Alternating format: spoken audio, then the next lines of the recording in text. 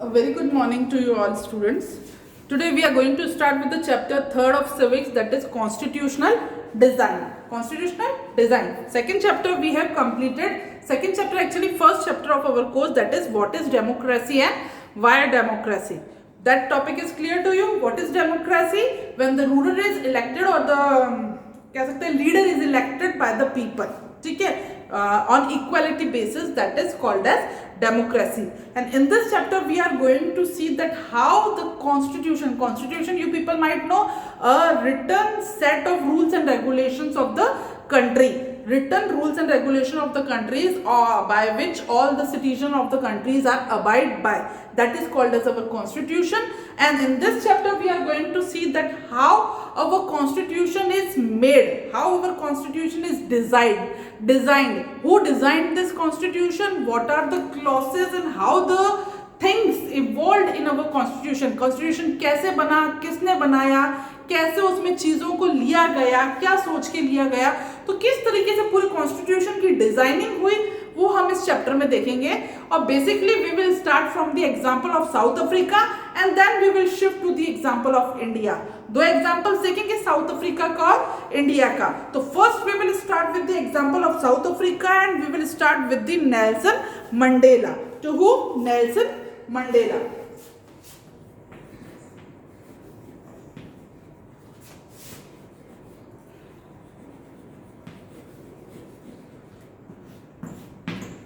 Nelson Mandela, we can say one of the nationalists or freedom fighter of South Africa, or we can say that first president of South Africa after South Africa got independence, after South Africa set up democracy in its country. But earlier he was one of the nationalists. Like in our country, Gandhi ji was there, na beta. So जिस तरह से Gandhi ji, Bhagat Singh, all these freedom fighters, leaders were there in our country in India.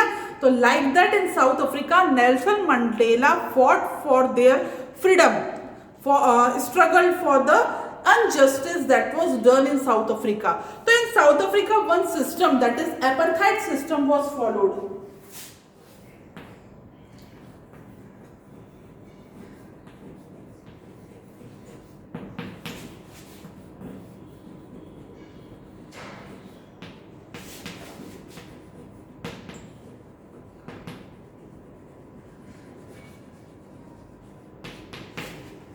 Before explaining this term to you, I want to clear that first paragraph to you, that what are the feelings of Nelson Mandela for their people, for their country. What is said? I fought. What happened, beta? In 1964, Nelson Mandela was sent to jail for sent to life imprisonment, आजीवन कारावास कह सकते हैं, या उम्र कैद की सजा उनको दी गई इन 1964. किसको? नेल्सन मंडेला को. क्यों दी गई? कि he was charged with the कह सकते हैं ट्रेजन मीन्स देशद्रोह का इल्जाम लगाया गया उनके ऊपर कि वो उन्होंने देश के खिलाफ जो है द्रोह किया है, और जो है इसलिए उनको जो है आजीवन कारावास में डाल दिया गया. तो जिस समय वो जेल गए थे ना बेटा, उन्होंने क्या कहा? I have fought against white domination and I have fought against black domination. कि मैंने हर किसी तरीके का डोमिनेशन में हर किसी तरीके का रॉन्ग जो रूल था, जबरदस्ती के रूल के खिलाफ मैंने लड़ाई की है. चाहे वो व्हाइट लोगों ने आकर जो है हम पे रूल करने की कोशिश की, चाहे ब्लैक लोगों ने तानाशाही डिक्टेटरशिप करने की कोशिश की, तो मैंने हर किसी के खिलाफ लड़ाई लड़ी है. I have cherished the ideal of a democratic and free society in which all persons live together in harmony and with equal opportunity. मैंने हर समय जो है उस चीज़ को, उस आइडियल को पाने की कोशिश की है, उस आइडियल के लिए लड़ने की कोशिश की है, ऐसे सोसाइटी के लिए लड़ने की कोशिश की है जहाँ पे जो है देश के सारे लोग प्रेम से, शांति से, इक्वलिटी से रहें. It is an ideal which I hope to live for and to achieve. इसी आइडियल के साथ मैं जीऊंगा और इसी को ही अचीव करने की कोशिश करूंगा. But if needs be, it is an ideal for which I am prepare to die. और इसी आइडियल के लिए अगर मुझे अपना बलिदान देना पड़े, सेक्रीफाइस देना पड़े, मरना पड़े, मतलब देश में, साउथ अफ्रीका में इक्वलिटी लाने के लिए, पीस लाने के लिए, हार्मनी लाने के लिए जो मुझे करना पड़े मैं वो करूंगा। ये किसके वर्ड्स थे? नेल्सन मंडेला के। उन्होंने कब कहा? जब उनको जेल में डाल दिया गया। ठीक है, जेल में क्यों डाला गया? क्योंकि उनपे ये चार्ज लगाया गया कि he was charge with the treason, देशद्रोह का इल्जाम लगाया गया। और एक और बात बेटा, Nelson Mandela was one of the follower of Gandhi ji. Gandhi ji को बहुत मानते थे, उनके आइडियल्स पे चलते थे और उन्हीं को फॉलो करते हुए उन्होंने साउथ अफ्रीका में जो है एपार्थाइड सिस्टम के खिलाफ आवाज उठाई। एपार्थाइड क्या होता है बेटा? रेशियल डिस्क्रिमिनेशन या फिर अपन कह सकते हैं कलर बेस्ड डिस्क्रिमिनेशन। ठीक है, कलर बेस्ड डिस्क्रिमिनेशन को अपन कहते हैं रेशियल डिस्क्रिमिनेशन। अब साउथ अफ्रीका में क्या होता था, जिस तरह से इंडिया में ब्रिटेन ने व्हाइट पीपल्स ने रूल किया ना, तो सिमिलरली साउथ अफ्रीका में भी कौन रूल कर रहा था? ब्रिटिशर्स। व्हाइट पीपल्स रूल कर रहे थे साउथ अफ्रीका में। और उन्होंने क्या किया साउथ अफ्रीका में, जैसे इंडिया में तो वो ट्रेड पर्पज से आए थे, ट्रेड को जो है अंडर में करना चाहते थे। साउथ अफ्रीका में उन्होंने क्या किया? व्हाइट और ब्लैक, मतलब खुद जो ब्रिटेन के लोग थे उनको वो बोलते थे व्हाइट, और जो ब्लैक पीपल थे या कलर्ड पीपल थे उनमें डिस्क्रिमिनेशन करना शुरू किया।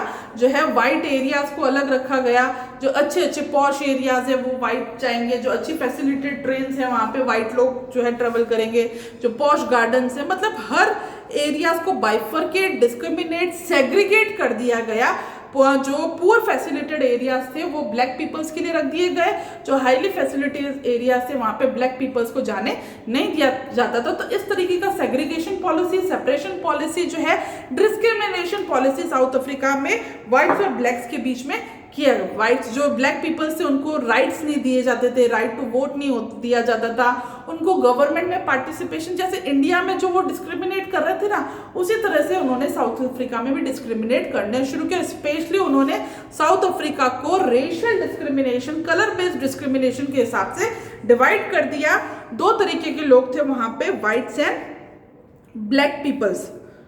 और व्हाइट ब्लैक्स के अलावा एक और ग्रुप था, कलर्ड ग्रुप। ठीक है, व्हाइट्स जो ब्रिटेन थे, ब्लैक पीपल जो नेटिव साउथ अफ्रीकन थे, और मिक्स्ड कलर्स में जो इंडिया के लोग या दूसरी कंट्रीज के, साउथ अफ्रीकन को और व्हाइट्स को छोड़ के जो दूसरी कंट्रीज के लोग थे उनको बोला जाता था कलर्ड।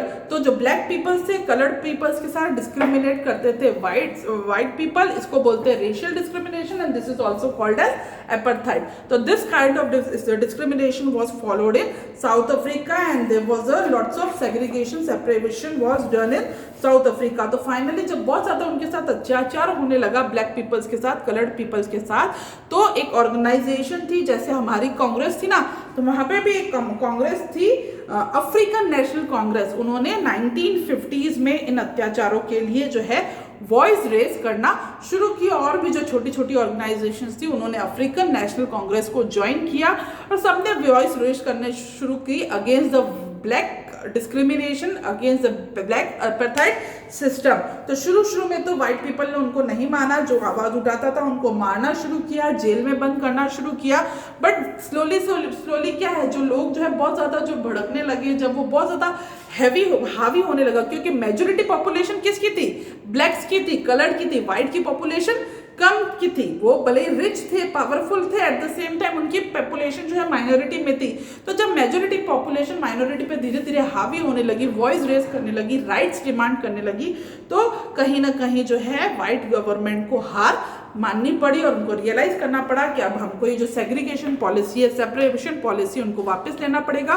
पहले जो है ग्रुप्स बनाना अलाउड नहीं था, अब धीरे धीरे उनको फ्रीडम दे दिया गया। मैंने सेंसरशिप वर्ड आपको शायद पहले भी बताया होगा कि जब किसी को राइट नहीं हो, जो है साउथ अफ्रीका में ब्लैक पीपल्स को राइट नहीं था कि वो व्हाइट्स के खिलाफ कुछ बोल सके, एक्सप्रेस कर सके, ठीक है, अपनी ऑर्गेनाइजेशन बना सके। तो धीरे धीरे जब ब्लैक पीपल्स ने अपनी वॉइस रेज करने शुरू की, तो जो व्हाइट पीपल्स हैं उन्होंने अपनी पॉलिसीज को, व्हाइट जो गवर्नमेंट रूल कर रही थी उन्होंने अपनी पॉलिसीज चेंज करना शुरू की, और फाइनली पूरी तरह से व्हाइट गवर्नमेंट जो है ब्लैक के दबाव में आके फिनिश हो गई। और फाइनली नेल्सन मंडेला को जो जेल में डाला गया था, उनको भी व्हाइट पीपल्स को जेल से निकालना पड़ा, रिलीज करना पड़ा, और फाइनली जो है इलेक्शंस अनाउंस करने पड़े साउथ अफ्रीका में आफ्टर 1990s। अप्रैल 1994 में जो है इलेक्शंस हुए, और finally Republican form of government, democracy. South Africa कब आजाद हुआ? 1994 में, और वहां के फर्स्ट जो अपन कह सकते हैं गवर्नमेंट जो आई, प्रेसिडेंट बने, दैट वाज नेल्सन मंडेला। जो एपार्थाइड सिस्टम था, रेशियल गवर्नमेंट थी, उसको रिप्लेस कर दिया मल्टी रेशियल गवर्नमेंट ने। अंडरस्टैंड बेटा? इस तरीके से फाइनली जो है 1994 के बाद जो है वाइट डोमिनेंस जो साउथ अफ्रीका से पूरा खत्म हो गया और जो है गवर्नमेंट जो है मल्टी रेशियल सभी धर्मों ने मिला के, चाहे वो ब्लैक्स व्हाइट्स कलर्ड, सब ने मिला के डेमोक्रेसी को एस्टेब्लिश किया साउथ अफ्रीका में और फर्स्ट प्रेसिडेंट बने नेल्सन मंडेला। और फर्स्ट प्रेसिडेंट बनने के बाद उन्होंने स्पीच जो थी वो मैं एक्सप्लेन कर रही हूँ पेज 42 पे राइट साइड में दे रखी है। Historical enemy succeeded in negotiating a peaceful transition from apartheid to democracy exactly because we were prepared to accept the inherent capacity of goodness in the others। जो historical enemies कौन थे south Africa के? White people. उन्होंने इतनी easily जो है south Africa में जो है वाइट डोमिनेंस को डेमोक्रेसी में कन्वर्ट होने दिया। क्यों? क्योंकि हमने ये उनको करने दिया। अगर हम चाहते तो उनसे बदला लेते, उनको मारते, उनको भगाते। जो उन्होंने हमारे साथ किया वो हम उनके साथ भी कर सकते थे, बट हमने ऐसा नहीं किया। ये इजीली ट्रांजिशन हो गया वन गवर्नमेंट रूल से, कलर्ड गवर्नमेंट रूल से, रेशियल डिस्क्रिमिनेशन से डेमोक्रेसी साउथ अफ्रीका में इतनी इजीली आ गई। क्यों आ गई? क्योंकि हमने ऐसे होने दिया। कौन कह रहा है ये? नेल्सन मंडेला कह रहा है साउथ अफ्रीका के लोगों को कि साउथ अफ्रीका के लोगों ने इतना इजी ट्रांजैक्शन होने लगा क्योंकि उनमें क्या है? गुडनेस की क्वालिटी है, गुडनेस है, अच्छाई है कि उन्होंने जो है इजीली जो है अच्छाई, अपनी अच्छाई के कारण इस चीज को होने दिया। My wish is that south Africans never give up on the believe in goodness. अब नेल्सन मंडेला कह रहे हैं कि मैं ये चाहता हूं कि साउथ अफ्रीकन अपनी जो गुडनेस की क्वालिटीज है उसको कभी छोड़े ना। That the cherish the faith in human beings is the corner stone of our democracy. जो साउथ अफ्रीकन्स के जो लोग हैं वो ह्यूमन बींग्स में, ह्यूमैनिटी में, इंसानियत में बिलीव करते हैं, इंसानियत के धर्म को मानते हैं और यही एक नींव का पत्थर है साउथ अफ्रीका की डेमोक्रेसी। जो अच्छाई है साउथ अफ्रीका के लोगों की कि उन्होंने जो है अपने एनिमीज को इजीली माफ कर दिया, उनकी जो अच्छाई है, जो उनकी इंसानियत है, इंसानियत में बिलीव है, वो साउथ अफ्रीका की डेमोक्रेसी का एक कॉर्नर स्टोन है, नींव के पत्थर की तरह है। तो ये कौन कह रहा है? Nelson Mandela after he became the first president of South Africa after South Africa got democracy. ठीक है, इसके बाद दे रखा है after the emergence of the new democratic South Africa black leaders appeal to fellow blacks to forgive the. जो black leaders power में आते हैं, गवर्नमेंट बनाते हैं ना, वो अपने सिटीजन से, फेलो ब्लैक्स से अपील करते हैं, रिक्वेस्ट करते हैं कि जो उनके साथ एट्रोसिटीज मतलब गलत हुआ है, गलत व्यवहार हुआ है, क्रुएल्टीज हुई है, वो अपना ये व्यवहार वापस वाइट के साथ न दोहराएं, उनको माफ कर दें, उनको भूल जाएं और ऐसी गवर्नमेंट को बनाने में मदद करें जहाँ पे सब कुछ इक्वल हो, चाहे मैन हो, वुमेन हो, पुअर हो, वाइट हो, ब्लैक हो, सबको इक्वल राइट्स मिले। और इस तरीके से जो है फाइनली वो लोग साउथ अफ्रीका का कॉन्स्टिट्यूशन सब मिलके जो है विदाउट एनी डिस्क्रिमिनेशन ड्रॉ करना शुरू करते हैं और 2 साल लग जाते हैं साउथ अफ्रीका के कॉन्स्टिट्यूशन को बनते बनते।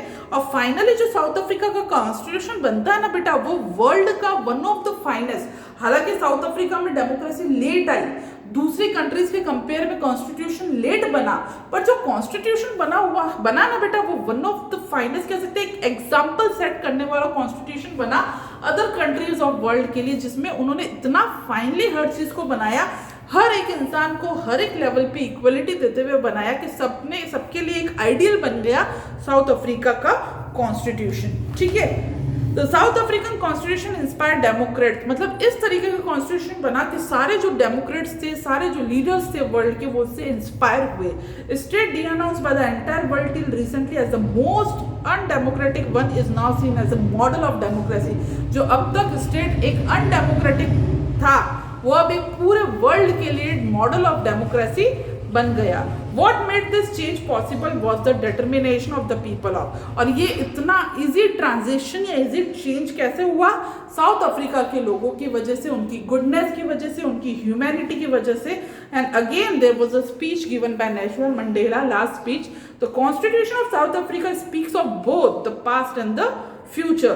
On the one hand, it is a solemn pact in which we as South Africans declare to one another that we shall never permit a repeat of the racist, brutal and repressive past. Means this constitution of South Africa was the pact and agreement, a solemn pact that shows the past and future both of south Africa. Past कैसे कि past में जो atrocities commit की गई है black के साथ, we will not repeat that atrocities, the cruel behaviour to the people of South Africa, to the whites of South Africa again. तो उन्होंने पास्ट को साक्षी मानते हुए उसको इंक्लूड किया। At the same time they include the present, के present में we believe in equality, we believe in humanity, we will believe in goodness, we believe in trust. तो उसको, तो साउथ अफ्रीका का कॉन्स्टिट्यूशन जो बना इन सब चीजों को देखते हुए बना, पास्ट को भी इंक्लूड किया, प्रेजेंट को भी इंक्लूड किया।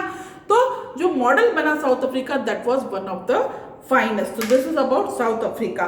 Now the question arises, the heading is why do we need a constitution? हमको कॉन्स्टिट्यूशन की जरूरत पड़ती क्यों है? डेमोक्रेसी आ गई, आजादी मिल गई, अब कॉन्स्टिट्यूशन की क्या जरूरत है? तो let us come back to the example of South Africa. South Africa में जो कॉन्स्टिट्यूशन बना उसमें हमने क्या देखा? जो ऑप्रेसर है और ऑप्रेस्ड है। ऑप्रेसर जिन्होंने गलत किया व्हाइट्स, और ऑप्रेस जिनके साथ गलत हुआ ब्लैक्स और कलर्ड पीपल, उन्होंने मिलकर हमने देखा साउथ अफ्रीका में कॉन्स्टिट्यूशन बनाया। इक्वालिटी, फ्रीडम, लिबर्टी, कॉमननेस जो है इक्वलिटी देते हुए जो है कॉन्स्टिट्यूशन को बनाया। तो यहाँ पेज 43 में थोड़ा रीड कर रही हूँ मैं आपके लिए कि the South African example is a good way to understand why we need a constitution and what do constitution do. Question is why do we need a constitution? तो we will start with the example of South Africa के example से समझ रहे हैं कि हमको constitution की क्या जरूरत है। तो अगर constitution नहीं होता बेटा साउथ अफ्रीका में, तो ये बहुत ज्यादा डिफिकल्ट होता ब्लैक्स और व्हाइट्स को एक दूसरे को ट्रस्ट करना, क्योंकि ब्लैक्स ने जिस तरीके से व्हाइट्स के साथ गलत, जो व्हाइट्स ने ब्लैक्स के साथ जो गलत किया था, तो कहीं ना कहीं ब्लैक जो थे माइनॉरिटी में थे। ये मैंने बताया आपको, मेजोरिटी पॉपुलेशन थी साउथ अफ्रीकन की। तो हर समय व्हाइट्स को ये डर लगा रहता कि ब्लैक्स जो है अब हमसे बदला लेंगे, तो हमको इक्वल राइट्स नहीं देंगे। वहीं ब्लैक्स को हर समय डर लगा रहता कि कहीं व्हाइट्स वापस जो है डोमिनेंस करने की कोशिश करेंगे। तो इस तरीके से दोनों का एक दूसरे पर ट्रस्ट करना बहुत ज्यादा मुश्किल था, क्योंकि जो इतना ज्यादा गलत हो चुका था, तो ऐसी स्थिति में इजीली ट्रस्ट करना बहुत ज्यादा जो है मुश्किल था, क्योंकि ब्लैक जो है वापस अपनी पावर को, मेजोरिटी पावर को कम नहीं करना चाहते थे। वहीं व्हाइट जो है माइनॉरिटी होने के नाते भी वो कॉम्प्रोमाइज, कोई भी कॉम्प्रोमाइज करने को तैयार नहीं था। दोनों इक्वलिटी चाहते थे। एट द सेम टाइम उनको ट्रस्ट करना बहुत ज्यादा दिक्कत था। तो ऐसे में ट्रस्ट कैसे लाया जा सकता था? Through some written rules and regulation, through certain principles. तो it is better to write certain written rules and regulation by which everybody is abide by. तो जो है ट्रस्ट क्रिएट करने के लिए, why do we need a constitution? For creating trust, for making them understand कि this thing will not going to happen again, ताकि वो freely Fairlie जो है कंट्री में पीसफुली हार्मोनी के साथ रह सकें। The only way to build and maintain trust in such a situation is to write down some rules of the game that everybody. ठीक है, रूल सिर्फ कंट्री में नहीं, गेम्स में भी होते हैं, इंस्टीट्यूशंस में भी होते हैं, हॉस्पिटल्स में भी होते हैं, स्कूल्स में भी होते हैं। हम लोग कोई पार्टनर्स में गेम खेल रहे तो उनमें भी रूल्स होते हैं। क्यों होते हैं? ताकि एक ट्रस्ट पैदा किया जाए, ताकि एक इक्वलिटी लाई जाए कि सबके लिए जो है रूल्स हैं, जो everybody is equal in the eyes of law. ठीक है, तो finally the constitution is a written rules. The constitution of a country is a set of written rules that are acceptable by all people living in a country. ठीक है, trust create करने के लिए written rules जो country के सारे लोग accept करें। Constitution is a supreme law that determines the relationship among people living in the territory and also the relationship between the people and government. लोगों के बीच में, गवर्नमेंट के बीच में, या लोगों में आपस में जो एक ट्रस्ट क्रिएट करने के लिए कॉन्स्टिट्यूशन बहुत ज्यादा जरूरी है। अब कॉन्स्टिट्यूशन क्या करता है? Why do we need constitution? इसमें अपन ये पॉइंट्स इंक्लूड कर सकते हैं। First, it generates a degree of trust and coordinate that is necessary for different kind of people to live together. Different varieties of people हैं country में, अलग अलग कल्चर के, अलग अलग धर्म के, अलग अलग लैंग्वेजेस के। तो ऐसे में वैरायटीज ऑफ पीपल में ट्रस्ट क्रिएट करने के लिए, ताकि वो इजीली इस देश में रह सके, we need a certain written rules and regulation. Second, it specifies how the government will be constitution who will have power to take which decision. इससे ये भी पता चलता है कि गवर्नमेंट कैसे बनेगी, कैसे वोटिंग सिस्टम होगा, गवर्नमेंट की क्या पावर होगी, ठीक है, कितनी पावर होगी। It lays down limits on the power, plus government की लिमिटेशंस भी कॉन्स्टिट्यूशन में लिखी होती है कि क्या लिमिटेशंस होंगी। And tells what the right of the citizen, government को ये भी पता होना चाहिए कि लोगों के अधिकार क्या है। Fourth, it expresses the aspiration of the people about creating a good society. Constitution एक तरीके से लोगों का आईना है कि लोग देश को कैसे देखना चाहते हैं, सोसाइटी को कैसे देखना चाहते हैं। तो I think you understand why do we need a constitution. तो these are the basic things because of what we need a constitution. तो एक क्वेश्चन नोटबुक में करना है, what do you mean by constitution, why do we need a constitution. और regarding South Africa के constitution से related एक question मैं बताती हूँ आपको बाद में, ठीक है। फिर अब अपन चल रहे हैं नेक्स्ट टॉपिक पे, the making of the constitution.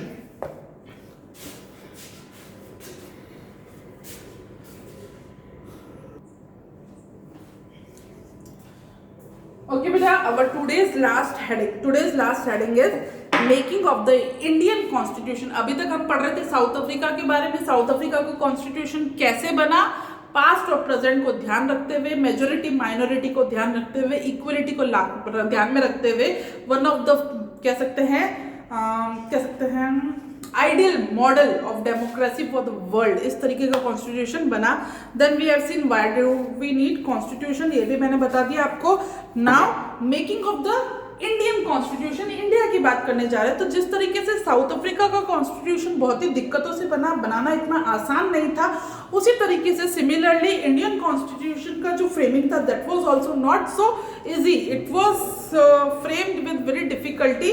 How difficulty? Because India was having the same experience like south Africa. In South Africa, apartheid system was there. In India, lots of discrimination was done by Britishers. और जिस समय हम independent होने जा रहे थे तो उस समय जो है बहुत ज़्यादा पेनफुल एक्सपीरियंस था, काफ़ी सारे लीडर्स की, नेशनल लीडर्स की डेथ्स, हमारे अपनों की डेथ, एक painful experience, poverty was there, बहुत ही ट्रॉमेटिक एक्सपीरियंस था इंडिया के लिए। और at the same time India was divided into India and Pakistan. India जो है दो पार्ट्स में डिवाइड होने जा रहा था, प्लस जो पुराने जो राजा महाराजा प्रिंसली स्टेट्स थे ना, उनको भी कुछ समझ में नहीं आ रहा था कि हम इंडिया में जाएं कि पाकिस्तान में मिले, क्योंकि उन प्रिंसली स्टेट्स पर राजाओं पे छोड़ दिया गया था कि तुमको डिसीजन लेना है कि तुम किस पार्ट में रहना चाहते हो। तो it was a very painful experience for India before drafting the constitution. From this traumata we was going on. और nearby जो 10 lakh people थे इस पार्टीशन में, they were killed from both the sides during the partition. तो framing of constitution was not so easy in India too. Then है the path to constitution. जैसे कि south Africa में बहुत दिक्कतें आई, इंडिया में कॉन्स्टिट्यूशन फ्रेम करने में एक तरीके से दिक्कतें तो आई, पेनफुल एक्सपीरियंस था, बट इतनी हमको जो है कह सकते हैं ब्रेन यूज नहीं करना पड़ा। क्यों यूज नहीं करना पड़ा इतना ज्यादा जोर? क्योंकि जो नेशनल स्ट्रगल चल रहा था ब्रिटिशर्स के खिलाफ, उस दौरान जो हमारे national strugglers, freedom fighters fight कर रहे थे ना, तो उसी दौरान जो है कुछ उन्होंने भविष्य का जो एक पिक्चर हम कह सकते हैं, future of India after independent India कैसे लुक लाइक होना चाहिए, तो वो पिक्चर जो है पहले से ही हमारे नेशनल स्ट्रगलर्स ने वॉइस रेज की, उन्होंने इक्वलिटी डिमांड की। तो हमारे दिमाग में ये आ गया था, कॉन्स्टिट्यूशन फ्रेमर्स ने कॉन्स्टिट्यूशन फ्रेम करते हुए उस चीज को ध्यान में रखा कि देश में इक्वलिटी होनी चाहिए। पहले से ही उन्होंने यूनिवर्सल एडल्ट फ्रेंचाइज ब्रिटिशर्स से डिमांड किया कि 1 पर्सन 1 वोट इक्वल वैल्यू, तो उसे हमने कॉन्स्टिट्यूशन में, उन्होंने फ्रीडम मांगा तो फ्रीडम को अपन ने कॉन्स्टिट्यूशन में इंक्लूड किया। हमारे फ्रीडम स्ट्रगल ने लिबर्टी के लिए वॉइस रेज की तो उसको अपन ने कॉन्स्टिट्यूशन में इंक्लूड किया। मतलब कहने का मतलब है कि हमको हमारा कॉन्स्टिट्यूशन, इंडिया को कॉन्स्टिट्यूशन बनाते वक्त एक तरीके से हमारे दिमाग में एक रफ स्केच, एक पिक्चर था, ज्यादा मेहनत नहीं करनी पड़ी। जो हमारे फ्रीडम फाइटर्स थे, स्ट्रगलर्स थे, नेशनल स्ट्रगलर्स, उन्होंने पहले से ही हमको एक रफ स्केच दे रखा था, जिसका कि एक एग्जांपल दे रखा है कि जो मोतीलाल नेहरू थे और 8 अदर जो फ्रीडम फाइटर्स थे, उन्होंने 1928 में ही एक रफ ड्राफ्ट कॉन्स्टिट्यूशन का बना लिया था कि हम किसी भी तरीके से देश को आज़ाद करेंगे, और उन्होंने कॉन्स्टिट्यूशन इंडिया का लिख लिया था, जिसको कि हमने फॉलो किया। 1931 में भी जो है कराची सेशन जो था कांग्रेस का, उन्हें वहाँ पे शपथ ली थी कि कुछ भी हो जाए हम universal adult franchise, right to freedom और इक्वलिटी और protecting the right of minorities, इन सारी चीज़ों को देश में लाकर रहेंगे। तो इन सारी चीज़ों को कॉन्स्टिट्यूशन बनाते वक्त इन सारी चीज़ों को हमने ध्यान में रखा। Then the last paragraph of page 45, the familiarity with political institution of colonial. और किस चीज़ ने हेल्प करी हमको कॉन्स्टिट्यूशन बनाते वक्त कि जो कॉलोनियल गवर्नमेंट थी उसमें जब 1937 में जब इंडिया की आवाज़ बहुत ज़्यादा बढ़ गई, जब अंग्रेजों का जो अत्याचार बहुत ज़्यादा बढ़ा, तो उन्होंने क्या किया, गवर्नमेंट में हिस्सा मांगा। तो 1937 में फाइनली जो है इलेक्शंस हुए और जो है इंडियंस के कुछ लीडर को जो है ब्रिटिश गवर्नमेंट में जो है लेजिस्लेटिव असेंबली में जगह मिली। तो लेजिस्लेटिव असेंबली में जाने से जो ब्रिटिशर्स ने गलत किया था उन चीज़ों को, मतलब ब्रिटिशर्स के साथ रहने से उनके अनुभवों को भी हमने सीखा कि वो क्या बेस्ट कर रहे हैं एडमिनिस्ट्रेटिव लेवल पे और क्या वर्स्ट कर रहे हैं, उनको जज करके उनको उन एक्सपीरियंस को हमने अपने कॉन्स्टिट्यूशन में लिया। जैसे कि ब्रिटिशर्स ने अपने टाइम में universal adult franchise means 1 person 1 vote और इक्वल वैल्यू को इंपॉर्टेंस नहीं दी थी, तो जिसका कि दुष्प्रभाव या हम कह सकते हैं नेगेटिव इम्पैक्ट ब्रिटिशर्स को भोगना पड़ा। क्यों? क्योंकि अगर वो इक्वलिटी देते तो उनको इंडिया छोड़ के जाना ही नहीं पड़ता, उन्होंने इक्वलिटी नहीं दी तो ब्रिटिशर्स को यहाँ से निकलना पड़ा। तो उन चीज़ों को हमने अपने कॉन्स्टिट्यूशन में जगह दी कि नहीं, हमको इक्वलिटी देना जरूरी है, तभी देश में पीस बना रहेगा। दूसरी तरफ उनका एडमिनिस्ट्रेटिव स्ट्रक्चर जो स्ट्रांग था, जो स्ट्रांग चीज़ें थी वो हमने ब्रिटिशर्स से कॉपी भी की। और उसके अलावा हमारा इंडिया आज़ाद होने से पहले जो देश आज़ाद हो चुके थे, फ्रांस, यूएस, जिनमें सोशलिज्म आ चुका था, डेमोक्रेसी आ चुकी थी, उनके मॉडल्स को हमने कॉपी नहीं किया, उनसे हमने सीखा और उन चीज़ों को हमने अपने देश पे अप्लाई करके देखा कि अगर ये जो अच्छी चीज़ें हैं हमारे कॉन्स्टिट्यूशन में भी होगी तो इसका इम्पैक्ट क्या आएगा। तो हमको जो है इतनी जगहों से हेल्प मिली, जिसमें ये पैराग्राफ दे रखा है पेज 46 पे लेफ्ट हैंड साइड पे, first paragraph. Years of thinking and deliberation on the framework of the constitution had another benefit. Our leaders gained confidence to learn from other countries, but on our own terms. Many of our leaders were inspired by the ideals of French Revolution. French Revolution के ideals थे liberty, equality और fraternity, उससे inspire हुए और वो तीनों ideas आज हमारे कॉन्स्टिट्यूशन का जो फर्स्ट पेज है, प्रीएम्बल है, प्रिलिमिनरी स्टेट में, उसमें आपको देखने को मिलेंगे। इन तीनों आइडियाज को हमने भी अपने कॉन्स्टिट्यूशन में अपनाया। The practice of parliamentary democracy in Britain, जो पार्लियामेंट्री सिस्टम है, लेजिस्लेटिव, एग्जीक्यूटिव और जुडिशरी, वो हमने ब्रिटेन से कॉपी नहीं किया, एक तरह से उनसे सीखा। The bills of rights in US में जिस तरह से राइट्स दिए गए जनरल सिटीजन को, वो हमने यूएस से सीखा। जो सोशलिस्टिक रिवॉल्यूशन हुआ रशिया से, तो सोशलिस्टिक फॉर्म ऑफ गवर्नमेंट हमने रशिया से सीखा। तो हमको ऑल द कॉन्स्टिट्यूशन बनाते वक्त जो है काफ़ी सारा जो है इजी एक रास्ता हमारे पास था कि हमको किस रास्ते पे चलना है, हमको ज़्यादा मुश्किल नहीं है, क्योंकि हमने फ्रीडम फाइटर्स से सीखा और अदर कंट्रीज से सीखा और ब्रिटिशर्स की गलतियों से भी सीखा। आई थिंक इतना क्लियर है। उसके बाद अपन आ रहे हैं नेक्स्ट टॉपिक पे, द कॉन्स्टिट्यूएंट असेंबली। जो कॉन्स्टिट्यूशन बनाने वाले जो लोग थे उन्होंने कमेटी बनाई थी जिसको कहा जाता है कॉन्स्टिट्यूएंट असेंबली। शुरू में जब इंडिया पाकिस्तान डिवाइड नहीं हुआ था तो पहले एक ही असेंबली थी, पर 1946 में इंडिया पाकिस्तान डिवाइड होने की वजह से असेंबली भी 2 पार्ट्स में डिवाइड हो गई और फाइनली जो इंडिया को कॉन्स्टिट्यूशन बनाने वाली असेंबली थी उसमें 299 मेंबर्स थे और फाइनली इंडिया का कॉन्स्टिट्यूशन बनके तैयार हुआ। 26 नवंबर 1949 को तैयार हो गया था, पर अफेक्ट में आया 26 जनवरी 1950, जो कि एज ए रिपब्लिक डे आज हम सेलिब्रेट करते हैं। अब यहाँ पे एक इंपॉर्टेंट क्वेश्चन आ रहा है पेज 46 में राइट हैंड साइड पे, यहाँ पे बेटा सेकंड पैराग्राफ में, why should we accept the constitution made by this assembly more than 50। जो असेंबली ने जो 299 मेंबर्स ने इतने सालों पहले जो कॉन्स्टिट्यूशन बनाया था उसको हम आज भी एक्सेप्ट क्यों कर रहे हैं, ऐसा क्या स्पेशल है। तो इसमें 3 पॉइंट्स में एक्सप्लेन किया गया है 3 पैराग्राफ्स में।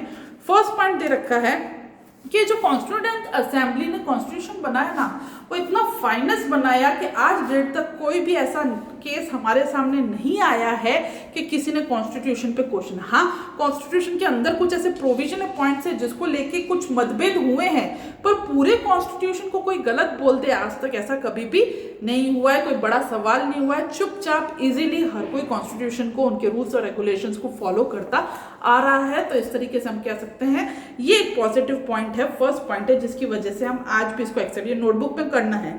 सेकंड पॉइंट आ जाएगा नेक्स्ट पैराग्राफ में, लास्ट पैराग्राफ में इस पेज के।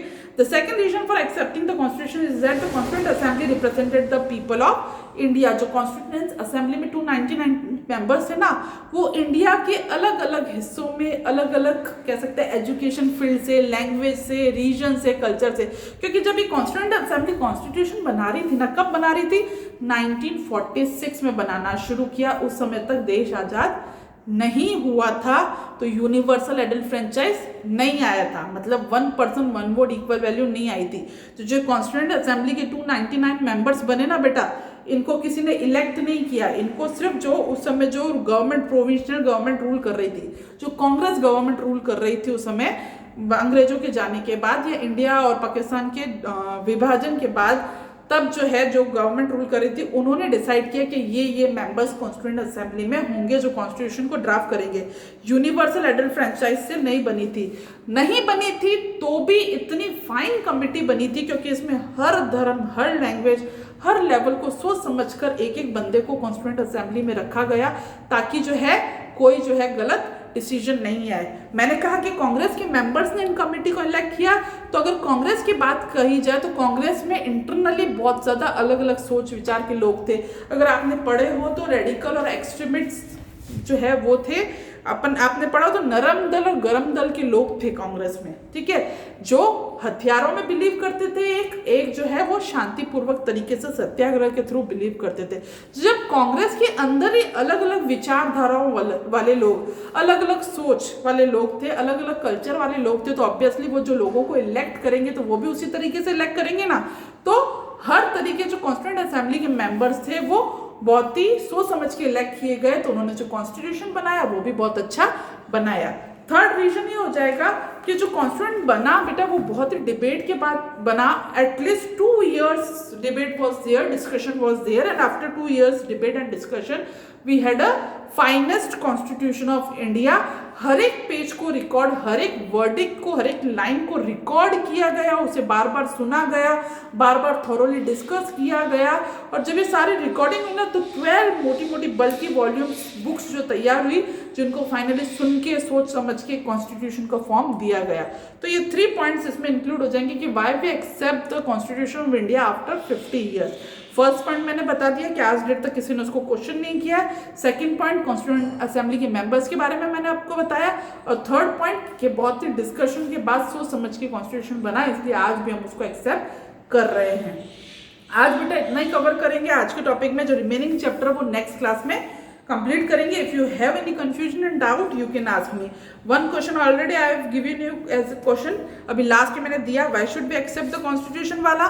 एक क्वेश्चन मैंने बता दिया आपको, why do we need constitution, what do you mean by constitution, और भी कुछ होगा तो मैं बताती हूँ। ये 2 क्वेश्चन तो आप नोटबुक में कर लेना। Okay, thank you.